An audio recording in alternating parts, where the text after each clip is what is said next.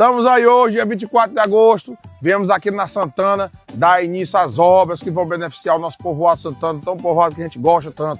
Né? Depois daquele arrastão de ontem, estamos ainda com fôlego aqui para continuar os trabalhos. Né? Porque a gente tem que dar jus aí ao nome do prefeito Máquina, então ele não pode parar de jeito nenhum. Vamos aqui iniciar a reforma da escola da Santana. Vamos colocar a iluminação no campo aqui do povoado Santana. Né? Vamos colocar bloquete dentro do povoado Santana também.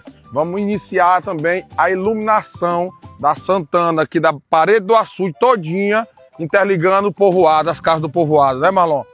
Começamos também aqui a limpeza hoje do açude. Essa limpeza aqui que só vai sair daqui a máquina, depois que limpar todo o açude do povoado Santana. Né? Então viemos aqui também dizer que vai ser feita também a ponte que caiu aqui e vai ser iniciadas as obras que foram tão esperadas, iniciadas e foram prometidas, entendeu? Então só pode confiar que o Ronaldo Vieira trabalha de desenvolvimento.